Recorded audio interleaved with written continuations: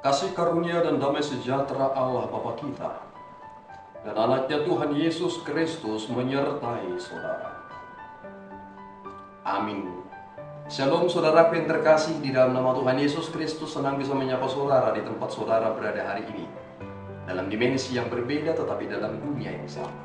Sebagai insan yang diciptakan untuk Tuhan sebelum melakukan rangkaian aktivitas kita pada hari ini, marilah kita mengawalinya dengan mendengarkan firman.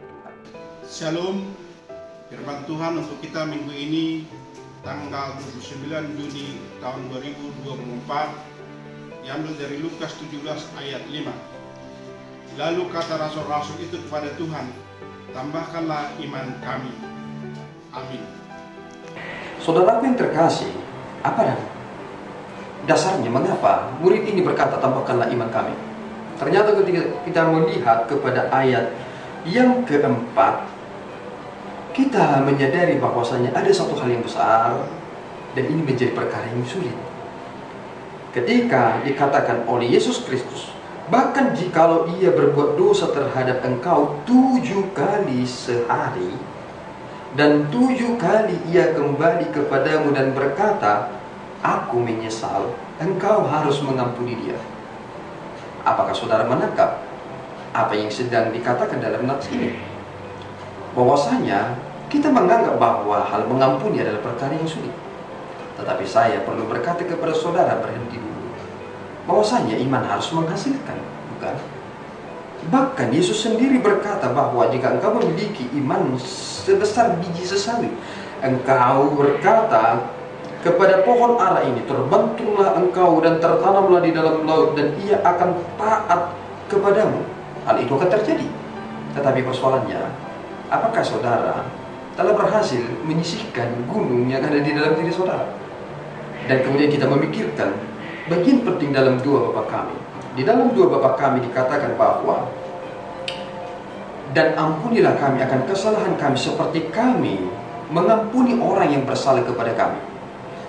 Prinsip yang sederhana yang bisa saya katakan kepada saudara, seandainya saudara memiliki hutang 1 triliun kepada seseorang, dan kemudian ada seseorang lain memiliki hutang kepada saudara 500.000, tentu saudara akan berkata, hutang saya yang lebih besar 1 triliun.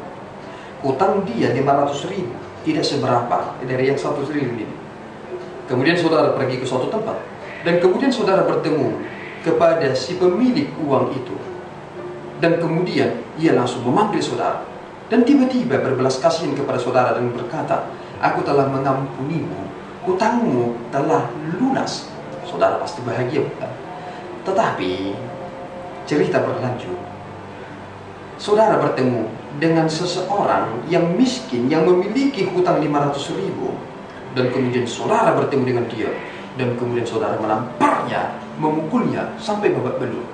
Dan kemudian seseorang yang telah mengampuni saudara, yang telah berkata lunas hutang saudara yang 1 triliun itu, melihat saudara, apa yang akan dikatakan kepada saudara? Tentu dia akan murka kepada saudara, dan saudara akan lebih menderita. 1 triliun dengan 500.000, saudara pasti bisa membedakannya. Tetapi hal itulah yang sering terjadi di dalam diri ini. Kita menganggap bahwa masalahnya lebih besar dari masalah kita, padahal masalah kita yang lebih besar kepada Tuhan, bukan masalah dia kepada kita. Itu prinsip dalam mengampuni. Apakah itu sulit? Yang sulit adalah orang-orang yang tidak memiliki iman.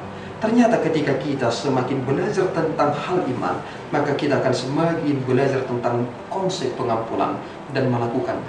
Jika Yesus Kristus yang adalah jalan kepada iman itu telah mengampuni kita, maka kita dituntut untuk melakukan hal yang serupa.